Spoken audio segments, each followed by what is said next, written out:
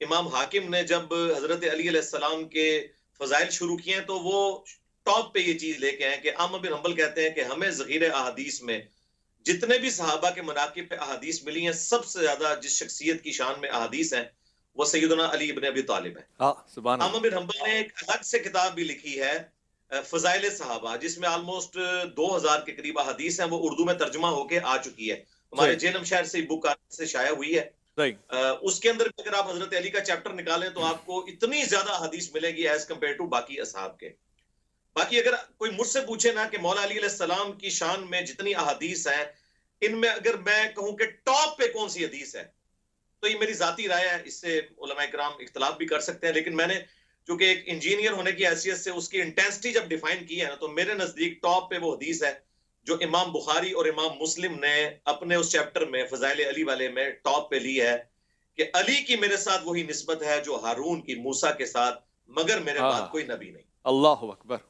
ग़ज़वा तबूक के मौका पर पहला और आखिरी मौका था कि मौला अली अलैहिस्सलाम नबी अलैहिस्सलाम के साथ इस क्रिटिकल जंग में जो रोमन एम्पायर के खिलाफ थी शरीक नहीं हो रहे थे, तो आप अलैहिस्सलाम ने उन्हें औरतों और बच्चों पे छोड़ा।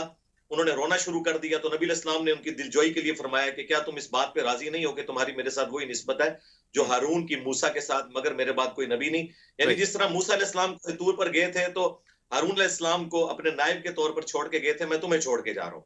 सही। ये आपकी दिलजोई फरमाई। अब इसके ऊपर अगर आप गौर करें, हारून अलैहिस्सलाम वो पैगंबर हैं जिन्हें मूसा अलैहिस्सलाम ने दुआ करके कुरान में आया मांगा था अपने साथ सपोर्टर के तौर पर।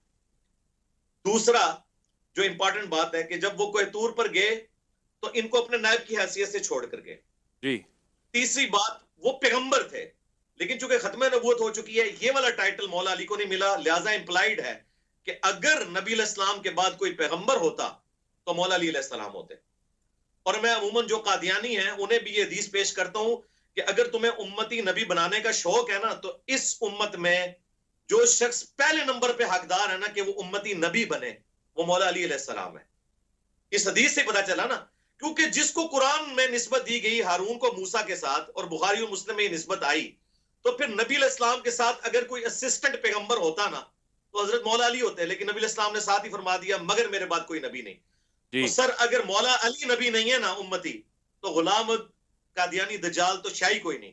इसके अलावा भी जितने लोग दावे पैगंबरी करें वो तो किसी खाते क्या में नहीं बात है। है। अगर मौला अली का ये वो चीज है जो अल्लाह ताला ने शरा सदर की मेरे ऊपर, और मैं जब भी ये बयान करता हूँ मेरे ऊपर एक कैफियत तारी हो जाती है कि ये हाँ हाँ एक हाँ, हदीस खत्म नबूवत के ऊपर भी एक पहरा देने वाली हदीस है, वाह, अल्हम्दुलिल्लाह। सुभान अल्लाह, अच्छा, दूसरे माशाल्लाह नंबर पे अगर माशाल्लाह। कोई हदीस मैं लेता हूँ ना जी, वो हदीस है जो बुखारी मुस्लिम दोनों में है कि गज़वे खैबर के मौका पर नबी अलैहिस्सलाम ने फरमाया था, कल मैं उस शख्स के हाथ में झंडा दूंगा जो अल्लाह और उसके रसूल से मोहब्बत करता है और अल्लाह और उसका रसूल भी उससे मोहब्बत करते हैं।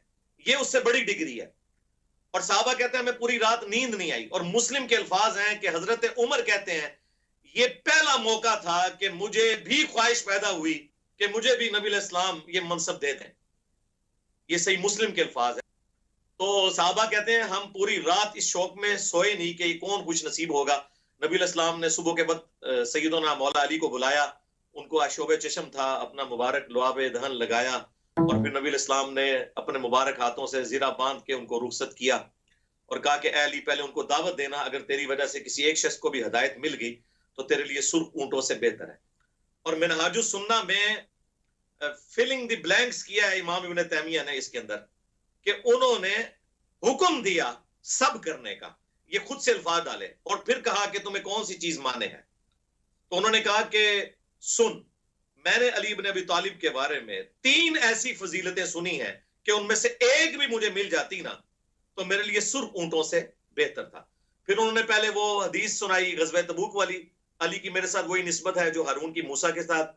फिर गज़वे खैबर वाली हदीस सुनाई और फिर कहा कि जब आयत मुबाहला नाज़िल हुई सूरह आल इमरान आयत नंबर 61, तो नबी अलैहिस्सलाम ने मौला अली को सैयदा फातिमा, सैयदना हसन हुसैन अलैहिमुस्सलाम अजमईन को अपनी चादर के नीचे लेकर कहा अल्लाहुम्मा हाउलाई अहलु बैती, ऐ अल्लाह ये मेरे अहले बैत है। अच्छा, इसका एक तरीक सुनन निसाई अल कुबरा के अंदर मौजूद है, खसाइस अली वाले चैप्टर में। उसमें आगे अल्फाज हैं, साद इब्न अबी वकास का बेटा कहता है कि जब अमीर शाम ने हजरत साद से ये कलिमात सुने तो जितना दिन वो मदीना थे एक जुमला भी मौला अली की तनकीस का अपनी जुबान से निकाला नहीं है। ठीक लिहाजा है। ये पता चल गया कि इमाम नबवी ने जो इसे कवर करने की कोशिश की थी, वो तो फजाइल सुनना चाहते थे, वो बात गलत थी। असल बात ये है कि उन्होंने अबू तुराब जो कहा, और आपको पता है ये भी सही मुस्लिम में 6229 नंबर हदीस है, ये बनु उमैया अपने मिंबरों से कहलवाते थे, लअनल्लाहु अबत तुराब, अल्लाहु नाऊज़ु अकबर, बिल्लाह। अल्लाहु अकबर। तुराब लफ्ज अगर बनु उमैया बोले ना, तो ये फजीलत के लिए नहीं, तहकीर के लिए बोलते थे। साल इब्ने साद अस-सादी की हदीस है, बुखारी में भी मुस्लिम में भी। मुस्लिम में डिटेल से है 6229 नंबर, कि उन्हें जब आले मरवान ने बुलाया मिंबर पे कि आप आके सैयदना अली पर सब करें, तो उन्होंने कहा मैं कभी भी नहीं करूंगा। उनका चले आप कह दें लअनल्लाहु अबत तुराब। उन्होंने कहा तुम अबू तुराब कह रहे हो, यानी मट्टी वाला, और तुम खुश हो रहे हो उनकी तहकीर करके। और मौला अली इससे गुस्से में नहीं आते थे, वो सबसे ज्यादा खुश ही इसी नाम से होते जी, थे। जी, हालांकि उन्होंने अपना जो जी, कुनियत है उनकी अबुल जी। हसन थी।